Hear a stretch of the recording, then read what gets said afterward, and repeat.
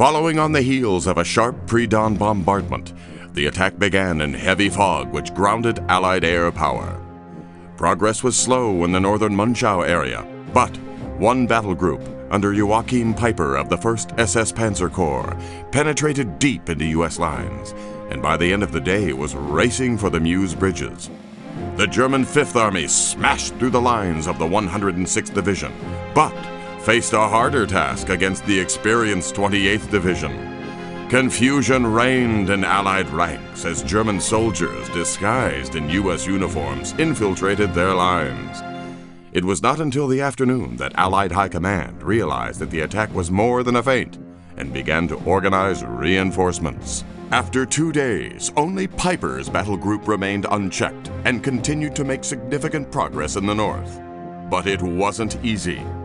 The enemy's skillful blowing up of bridges, in addition to the debilitating wintry conditions, made it increasingly difficult for them to reach the Meuse quickly. Meanwhile, Eisenhower met with Bradley, Devers, and Patton at Verdun.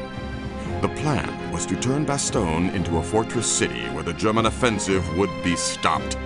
Patton was to counterattack in the south by turning his troops 90 degrees, creating a hammer to Bastogne's anvil. Indeed, Patton had already begun preparations to do so. On December 19th, the 101st Airborne Division was able to reinforce Bastogne when von Manteuffel failed to reach his destination quickly enough. In the north, Peiper was also repeatedly frustrated in obtaining his objective when his drive to the Meuse continued to meet heavy resistance. The battle plan had called for a quick strike into French territory, but the aggressive American defense frustrated the Germans. The slow progress began having an effect on the entire German army, creating vast fuel shortages. 3 days later, Peiper's battle group still had not made any progress. He was cut off from the rest of the German army. Meanwhile, von Manteuffel finally surrounded Bastogne, but the Allied forces refused to surrender, though von Manteuffel's armored spearheads drove west in all directions, deep into the Allied lines, searching for a junction that led him north toward the Meuse and left the Bastogne forces completely isolated.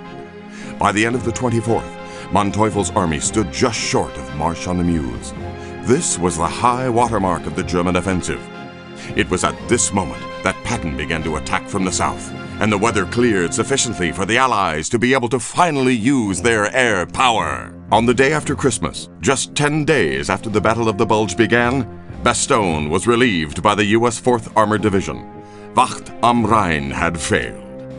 While von Manteuffel still tried during the next few days to drive the Americans back and secure Bastogne, Patton's increasing pressure from the south proved too much, and the offensive collapsed.